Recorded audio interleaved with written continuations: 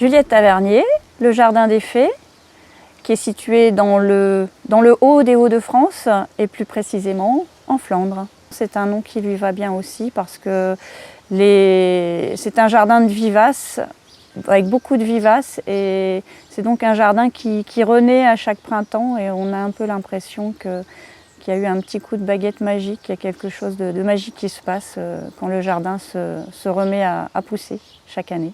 Au départ, quand je suis arrivée, je suis un peu tombée sous le charme de cette maison qui me faisait penser un petit peu à un jardin de cottage anglais, une maison de campagne, quoi. Et là, je l'avais dans la tête, ce jardin, avec plein de fleurs autour.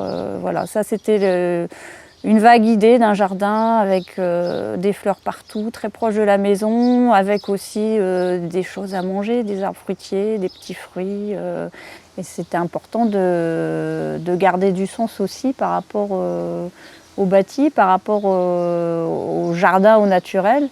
Et la grange qu'on a reconstruite par la suite, c'était important aussi qu'elle ait ce cachet naturel avec le bois, le torchis, qui se mariait bien avec le jardin. Les structures, ça a d'abord été de planter des haies, donc haies champêtres autour du jardin, d'essayer de délimiter aussi certaines parties du jardin par des haies également, des haies de charme, de troène, des haies qui sont faites aussi avec des fruitiers en espalier, autour du potager par exemple, ce qui a permis de délimiter des parties dans le jardin.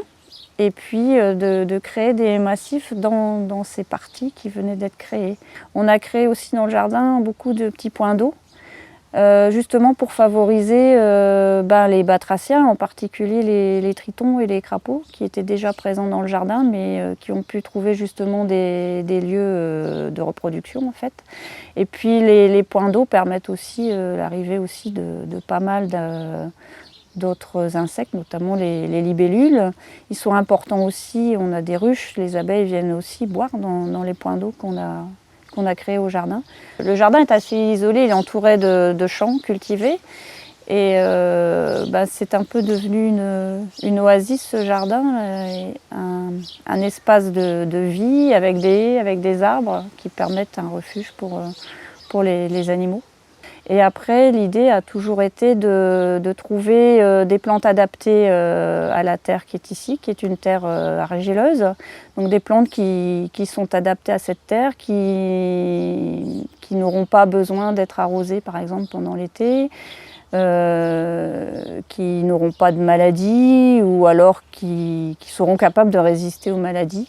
Enfin, on a l'impression que la vie vient très rapidement, il suffit d'amener les petites choses qui manquaient à un lieu pour apporter de la vie.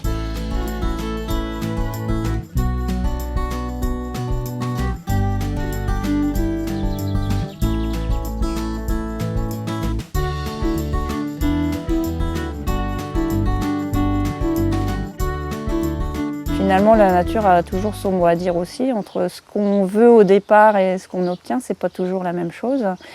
Et puis il y a les plantes. Moi, c'est vrai que je joue beaucoup maintenant avec des plantes, que je peux appeler des plantes vagabondes en fait, que j'ai soit qui étaient déjà présentes au jardin, soit que j'ai introduit au jardin et qui, d'année en année, choisissent leur place et trouvent parfois pas forcément la place qu'on aurait voulu lui donner, mais et ont parfois justement des effets naturels sympathiques.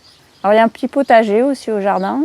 Il y a une partie potager en carré ou aussi en pleine terre. Et puis il y a des endroits dans le jardin où je mélange aussi les légumes ou les plantes aromatiques mélangées avec les fleurs. C'est important aussi un jardin potager, pouvoir récolter des choses pendant la belle saison, on va dire, et pouvoir profiter de son jardin et manger des légumes du jardin, ça fait toujours plaisir pendant l'été. Alors c'est beaucoup de travail au printemps, parce que en général je laisse toute la végétation pendant l'hiver justement pour conserver des abris pour les animaux qui vivent dans le jardin. des abris ou des lieux de nourriture pendant l'hiver. Et donc tout est beaucoup de travail au printemps, de couper tout ce qui a, toutes les tiges qui sont séchées, de désherbage, de nettoyage, de paillage. Donc, et essayer justement d'avoir le sol couvert le plus possible quand c'est possible, donc par du paillage, herbes de tonte, compost, bois broyé, enfin tout ce qui est végétal et qui peut se composter repart dans le jardin pour limiter justement les mauvaises herbes.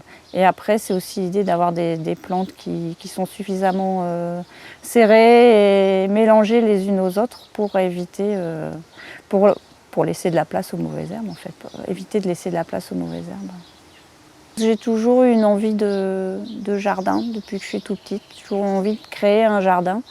C'est toujours été important pour moi de planter, de toucher la terre, de faire des semis, des petites plantations. Et pouvoir s'exprimer dans un jardin, c'est vraiment le bonheur. En plus, le jardin, on a toujours des petites appréhensions quand on démarre un jardin, on a toujours peur de mal faire et puis finalement on se rend compte qu'on peut toujours recommencer et qu'il faut, voilà, qu'il faut pas avoir peur de s'exprimer au jardin parce que de toute façon si on fait des erreurs, les plantes nous le font comprendre tout de suite et puis on apprend beaucoup, on change, on observe et d'observer on apprend à mieux cultiver, mieux gérer son jardin.